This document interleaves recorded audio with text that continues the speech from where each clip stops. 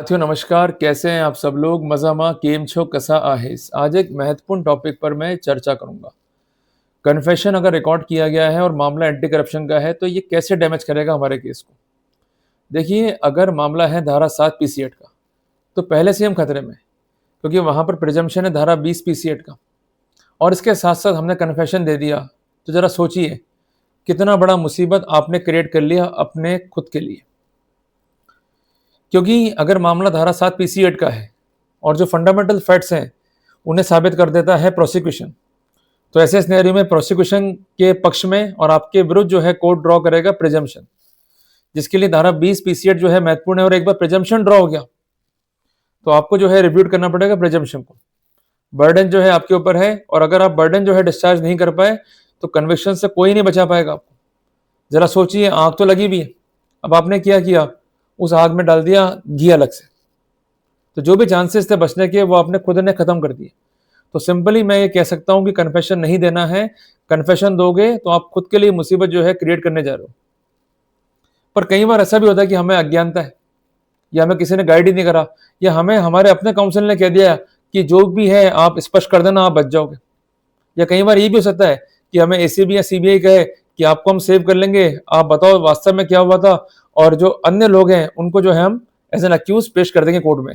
तो आप अपने फायदे के लिए कन्फेशन दे डालते हो, जब फायदा नहीं मिलता है आपको तो आपको कॉन्सिक्वेंस जो है उसका फेस करना पड़ता है। तो फंडामेंटल रूल जो है कन्फेशन का वो दिया गया है धारा 23 बीएसए में। क्या कहता है रूल ये कि कन्फेशन कैसा हो कि अगर ये लिया गया है पुलिस कस्टडी में तो ये होगा इनलीगल, अगर ये लिया गया है इन प्रेजेंस ऑफ मजिस्ट्रेट तो ये होगा लीगल।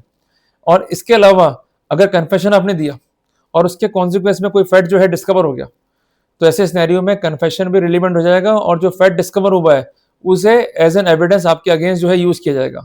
आप धारा 23 सब क्लॉज 2, धारा 23 सब क्लॉज 3 भारतीय साक्ष्य अधिनियम का इस कॉन्टेक्स्ट में जो है पढ़ सकते हैं। क्लियर हो गया अपने को?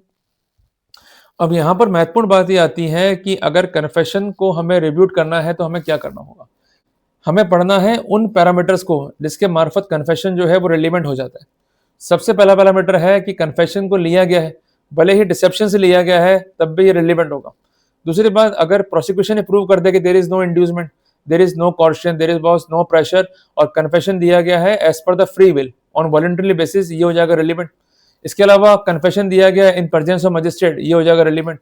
और अगर कन्फेशन के कॉन्सिक्वेंस में कोई फैक्ट जो है डिस्कवर हुआ है, और जो भी फैक्ट डिस्कवर हुए हैं, जो भी सीक्वेंस है, जो भी चेन ऑफ इवेंट है वो कॉम्प्रोमाइज नहीं है, तो वहां पर कन्फेशन जो है हो जाएगा रिलीवेंट। तो इसलिए सावधानी बचावे, we should avoid to give the confession, क्योंकि एक बार कन्फेशन दे दिया आपने तो ये कोर्ट मान लेगा कि ना तो कॉर्शन था ना ही फियर था, और आपने अपनी फ्री मिल से अपने अगेंस्ट जो है कन्फेशन दिया है, तो कोर्ट उससे कंसीडर कर सकता है। जब रिब्यूट करने जाओगे तो आप ही को प्रूव करना होगा it is by the way of inducement और by the way of pressure और कॉर्शन। कुल मिलाकर के फायदा कुछ होगा नहीं, नुकसान जो है आपको झेलना पड़ जाएगा। और एक बार ध्यान रखना, कन्फेशन जो है रिकॉर्ड कर लिया मजिस्ट्रेट ने as per section 183 of BNSS, और सारे के सारे प्रोटोकॉल जो है फॉलो कर लिए, तो ऐसे सिनेरियो में आपको जो है गंभीर संकटों का सामना करना पड़ सकता है।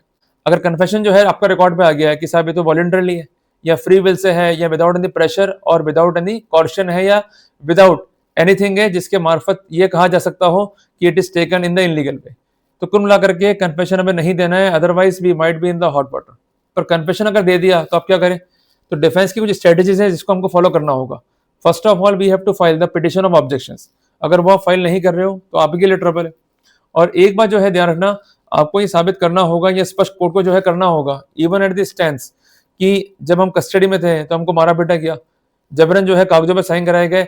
और ये कन्फेशन का जो रिब्यूटल है आपको लिखित में जो है फाइल करना है बिफोर द मजिस्ट्रेट। अगर आपने मौखिक कह दिया तो इसका फायदा नहीं मिलेगा, हर एक बात को जो है लिखित में कह दो। दूसरी बात यह है कि जो आपका बेल प्ली होता है उसमें भी इस बात को जो है लिख दो। कुल मिलाकर के आपको संभावनाएं प्रकट करनी है जिसके आधार पर कहा जा सके कि कन्फेशन जो है इलीगल है। अगर आप संभावना प्रकट नहीं करते हो, यू कीप साइलेंस, तो ऐसे सिनेरियो में माना जाएगा कि आपने अपनी इच्छा से कन्फेशन दिया है, और इसको रिपीट करने की जो भी थी अपॉर्चुनिटी उसको आप वेव ऑफ कर चुके हो, उसको जो है आप खत्म कर चुके हो। तो इसलिए जब भी कोई बात आप रख रहे हैं तो वो होनी चाहिए लॉजिकल एंड पे, और ऐसी बात जो आपको नुकसान नहीं करे और किसी भी रूप में आपको केस में जो है ना फंसा दे। इसलिए जब भी केस को लड़े तो आप एक्सपर्ट हैंड को साथ में लेकर लड़े। कई बार ऐसा होता है कि हमें जानकारी नहीं होती है, हम जल्दबाजियां करते हैं, और जल्दबाजी में कन्फेशन जो है दे देते हैं, फिर बाद में मालूम पड़ता है कि हमने गलतियां कर दी, इसका नुकसान जो है हमें खाना पड़ता है। इसलिए हर एक पॉइंट का जो है महत्व है। आप जितना जल्दबाजी करेंगे, आपका दाव पेच जो है प्रॉपर नहीं है, उतना नुकसान जो है खाना पड़ेगा आपको। तो हमने आज ये बात समझी कि कन्फेशन को जो है हमें अवॉइड करना है, और अगर रिकॉर्ड कर भी लिया गया है तो उसको हमको रिपीट करना है। अगर नहीं करेंगे तो हमको जो है नुकसान फेस करना पड़ेगा। जल्दी मिलेंगे एक नए टॉपिक के साथ। टिल देन, जय हिंद, जय भारत।